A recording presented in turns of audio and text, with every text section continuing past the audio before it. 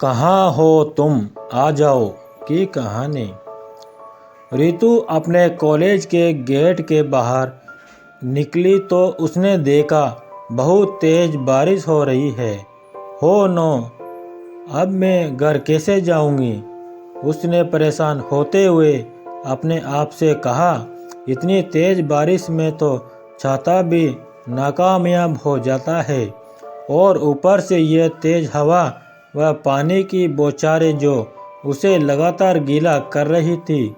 सड़क पर इतने बड़े बड़े गड्ढे थे कि संभल संभल कर चलना पड़ रहा था। जरा सा चूके नहीं कि सड़क पर नीचे गिर जाओ। लाख संभालने की कोशिश करने पर भी हवा का आवेग छाते को बार बार उसके हाथों से छुड़ा ले जा रहा था। ऐसे में अगर ऑटो रिक्शा मिल जाता तो कितना अच्छा होता, पर जितने भी ऑटो रिक्शा दिखे सब सवारियों से लदे हुए थे। उसने एक ठंडी सी आह भरी और पैदल ही रवाना हो गई। उसे लगा जैसे मौसम ने उसके खिलाफ कोई साजिश रची हो। झुंझलाहट से भरी धीरे धीरे वह अपने घर की तरफ बढ़ने लगी कि अचानक किसी ने उसके आगे स्कूटर रोका। उसने छाता हटाकर देखा तो यह पिनाकी था। हेलो रितु, इतनी बारिश में कहाँ जा रही हो? यार, कॉलेज से घर जा रही हूँ। और कहाँ जाऊँगी? इस तरह भीगते हुए क्यों जा रही है? तो खुद भी तो भीग रहा है, देख। ओके, अब तुम छाते को बंद करो और जल्दी से मेरे स्कूटर पर बैठो। यह बारिश रुकने वाली नहीं, समझी? रितु ने छाता बंद किया और किसी यंत्र चालित गुड़िया की तरह चुपचाप उसके स्कूटर पर बैठ गई। आज उसे पिनाकी बहुत भला लग रहा था, जैसे डूबते को कोई तिनका मिल गया हो। हालांकि दोनों भीगते हुए घर पर पहुंचे, पर रितु खुश थी। घर पहुंची तो देखा माँ ने चाय के साथ गर्मा-गर्म पकौड़े बनाए हैं। उनकी खुशबू से ही वह खिंचती हुई सीधी रसोई में पहुंच गई और प्लेट में रखे पकौड़ों पर हाथ साफ करने लगी। तो माँ ने उसका हाथ बीच में ही रोक लिया और बोली, ना रितु, ऐसे नहीं, पहले हाथ मुंह धोकर आ जाओ। अपने कपड़े देख, पूरे गीले हैं, जुकाम हो जाएगा। जा, पहले कपड़े बदल ले। पापा और भैया बालकनी में बैठे हैं, तुम भी वहीं आ जाना। भूख के मारे तो मेरी जान निकली जा रही है माँ। कि यह बुदबुदाती सी वह अपने कमरे में गई और जल्दी से फ्रेश होकर अपने दोनों भाइयों के बीच आकर बैठ गई। छोटे वाले मुकेश भैया ने उसके सिर पर चपत लगाते हुए कहा, पगली, इतनी बारिश में भीगती हुई आई है। एक फ़ोन कर दिया होता तो मैं तुझे लेने आ जाता।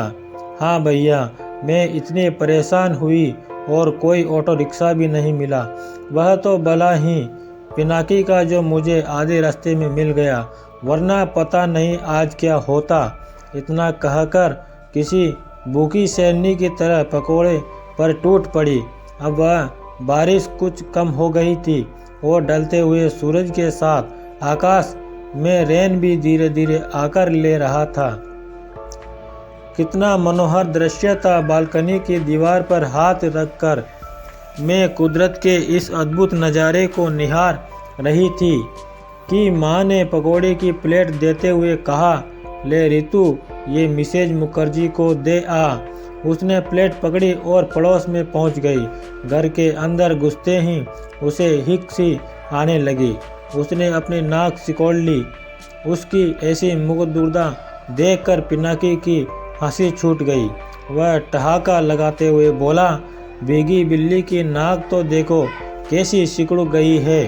यह सुनकर रितु गुस्से में उसके पीछे भागी और उसकी पीठ पर एक डोल जमाई। पिनाकी उमा करता हुआ बोला, तुम लड़कियां कितनी कठोर होती हो, किसी के दर्द का तुम्हें एहसास तक नहीं होता। हा हा हा, बड़ा आया, मर्द का एहसास नहीं होता। मुझे चिढ़ाएगा तो ऐसे ही मार खाएगा। मिसेज मुखर्जी रसोई में मछली तल रही थी, जिसकी बदबू से रितु की हालत खराब हो गई। उसने पकोड़ों की प्लेट उन्हें पकड़ाई और बाहर की ओर लपकते हुए बोली, मैं तो जा रही हूँ बाबा, वरना इस बदबू से मैं बेहोश हो जाऊंगी।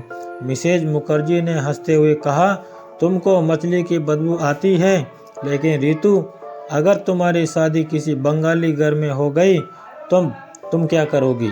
बंगाली लोग प्यारी लड़की को लाली कहकर बुलाते हैं।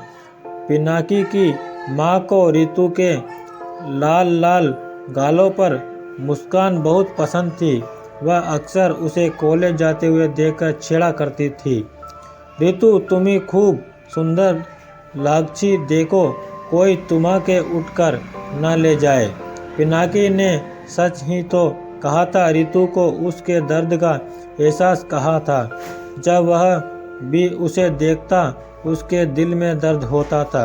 रितु अपनी लंबी लंबी चोटियों को पीठ के पीछे फेंकते हुए अपनी बड़ी बड़ी और गहरी आंखें कुछ यूँ घुमाती है कि उन्हें देखकर पिनाकी के होश उड़ जाते हैं। और जब बात करते करते वह अपनी निचला होठ दांतों के बीच दबाती है तो उसकी हर अदा पर फिदा पिनाकी उसकी अदाओं पर मिटना चाहता है।